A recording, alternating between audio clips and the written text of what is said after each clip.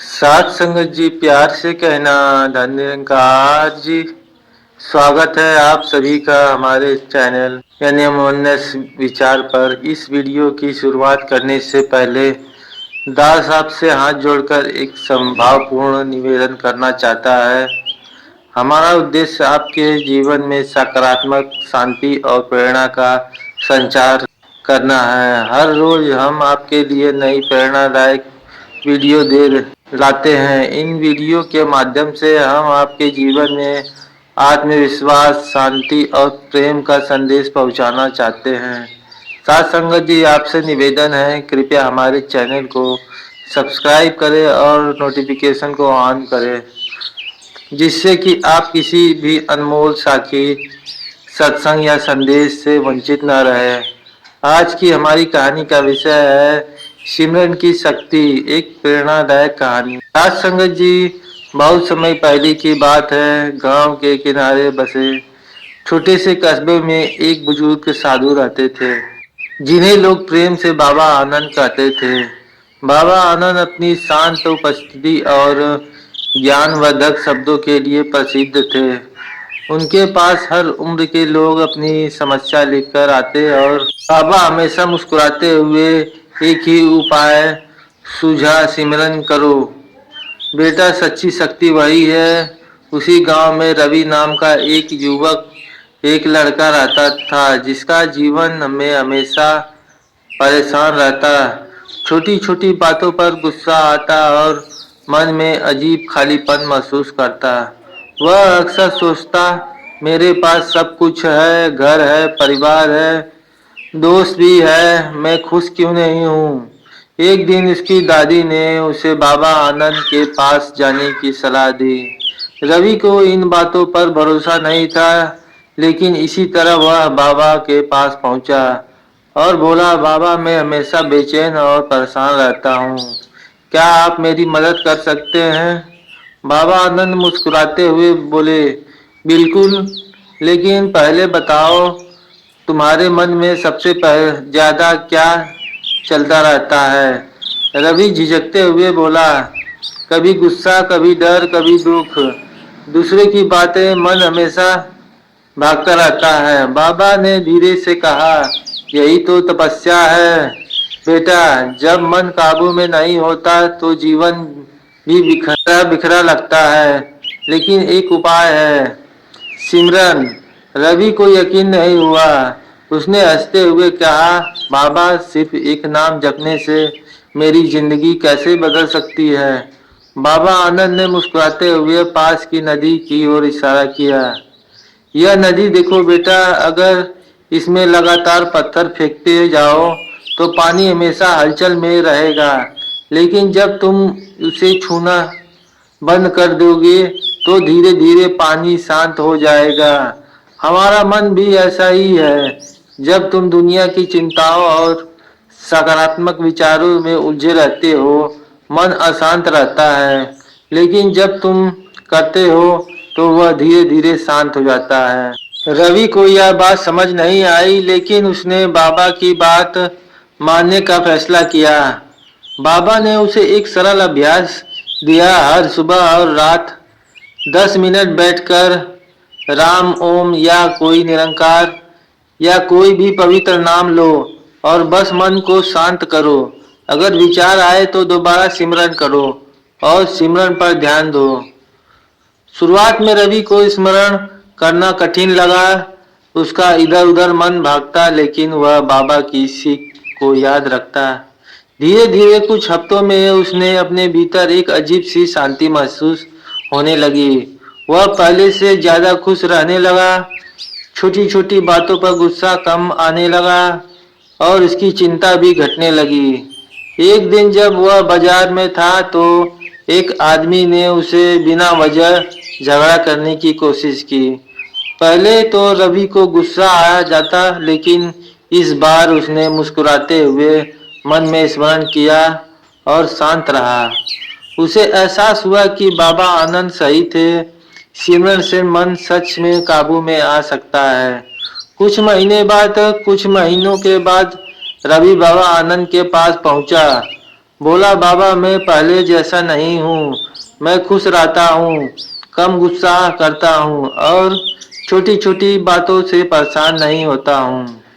क्या यही सिमरन की शक्ति? बाबा आनंद ने प्यार से कहा। हाँ बेटा, सिमरन सिर्फ एक शब्द नहीं बल्कि अपने भीतर की शक्ति को जागृत करना है।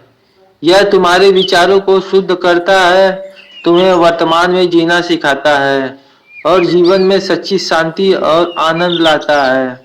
उस दिन रवि को एहसास हुआ कि सिमरन सिर्फ एक आध्यात्मिक प्रतिक्रिया नहीं बल्कि एक जीवन शैली है जो हमें हर परिस्थितियों में मजबूत और शांत बनाए रखती है।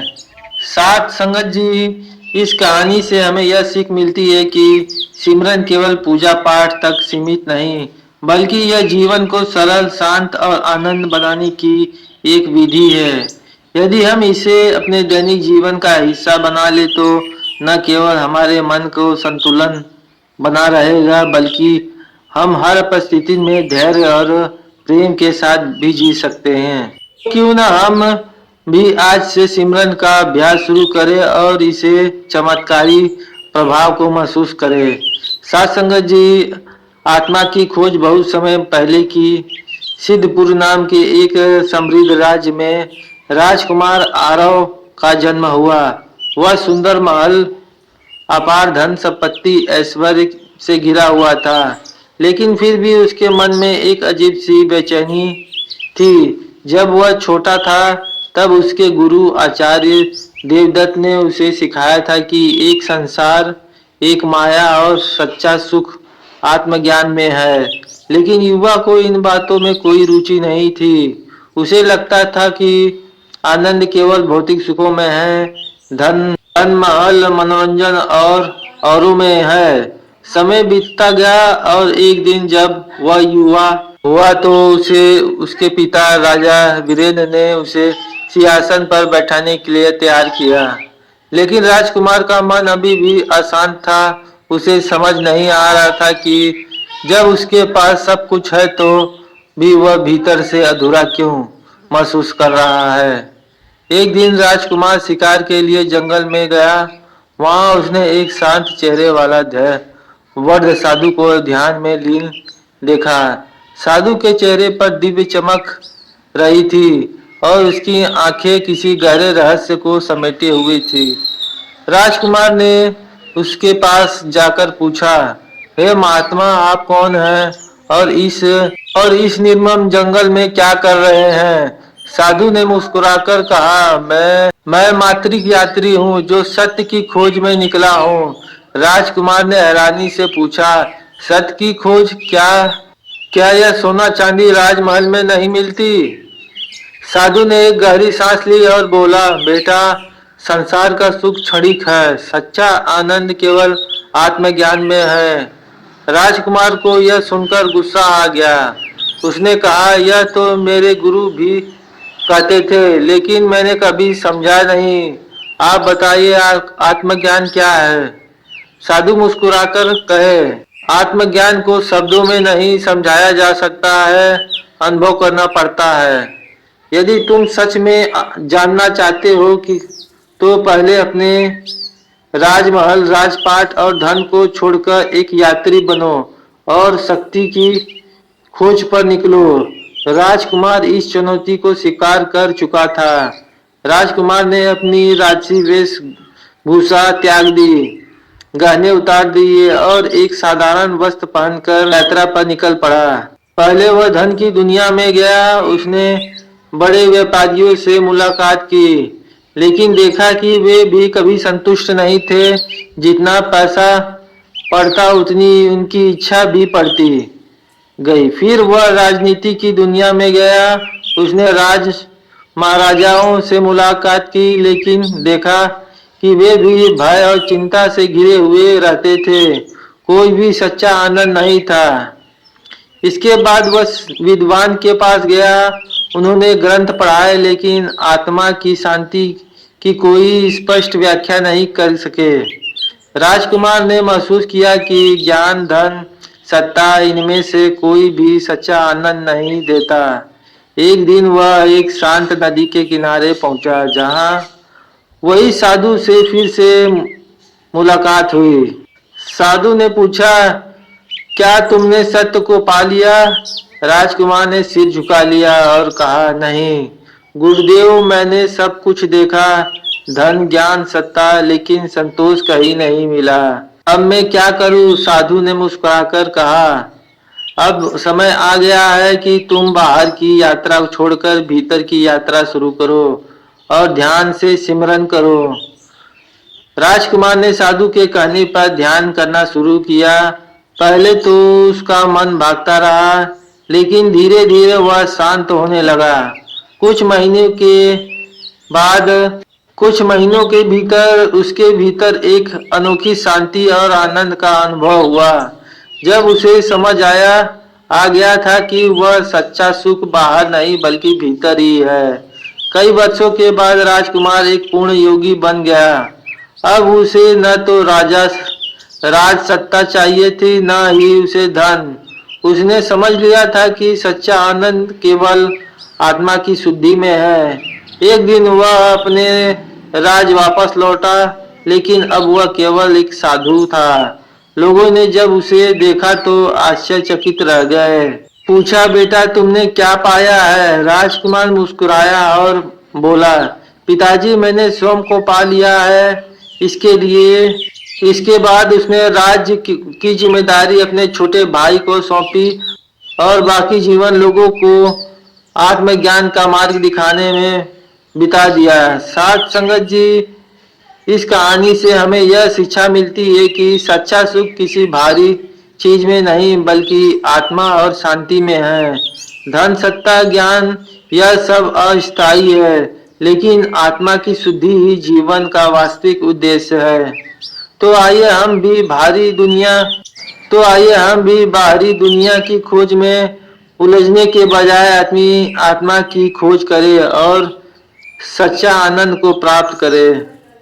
साथ संगत जी, सिमरन अभ्यास है जिसका अर्थ है किसी ईश्वर मंत्र या सकारात्मक विचार का निरंतर ध्यान करना और जाप करना। यह केवल धार्मिक अनुष्ठान नहीं बल्कि मानसिक शांति, आध्यात्मिक उत्थान और जीवन में संतुलन लाने का एक प्रभावी तरीका है।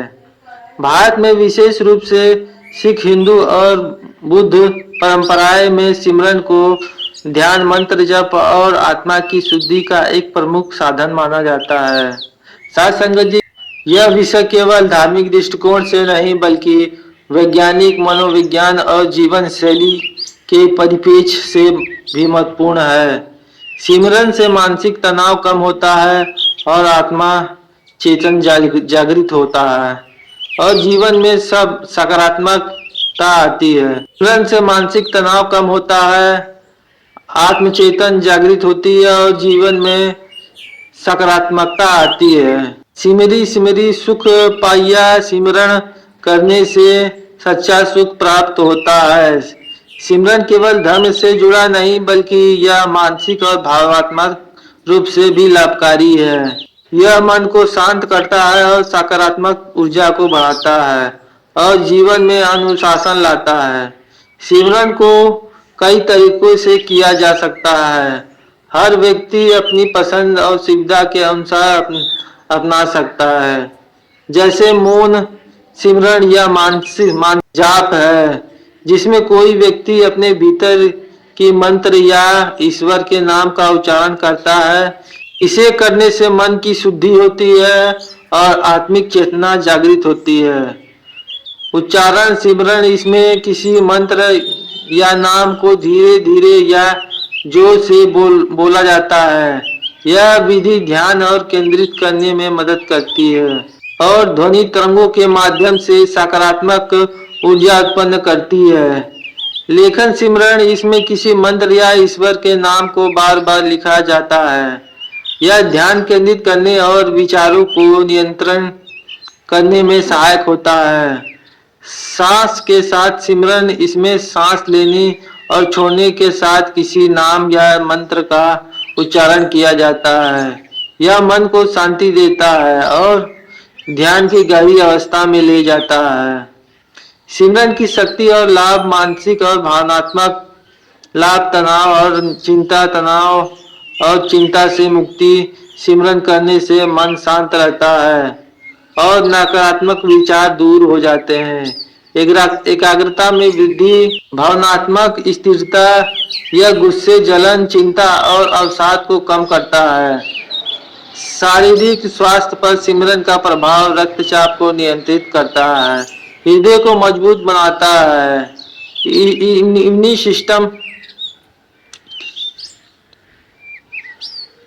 इम्यूनिटी सिस्टम को मजबूत बनाता है। आध्यात्मिक लाभ, सिमरन के माध्यम से उन्नति। सिमरन आत्मा को शुद्ध करता है और ईश्वर से जुड़ने में सहायक है। कर्मों का शुद्धिकरण, यह जीवन में नकारात्मक प्रभाव को दूर करता है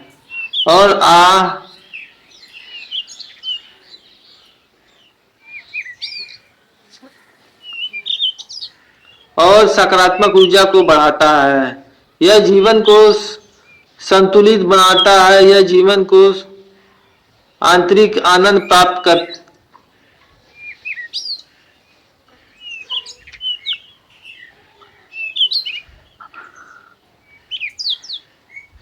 यह जीवन को संतुलित बनाता है और आंतरिक आनंद प्राप्त करना है। जीवन शैली में सुधार, अनुशासन और संयम। सिमरन से मन पर नियंत्रण बढ़ाता है। संबंधों में सुधार, यह धैर्य, करुणा और प्रेम को बढ़ाता है, जिससे रिश्ते मजबूत होते हैं। सिमरन के प्रभाव को वैज्ञानिक दृष्टिकोण से समझाकर किया जा सकता है। जैसे न्यूरोसाइंस के अनुसार सिमरन से मस्तिष्क शक्ति मजबूत होती है। सिमरन करने से मस्तिष्क में डोपामाइन और सेरोटोनिन हार्मोन्स का स्राव होता है। संगत जी, हर रोज आप जी के चरणों में ऐसे ही प्रेरणादायक विचार लेकर आता रहूं। साथ संगत जी, प्यार से कहना, धन्य निरंकार जी।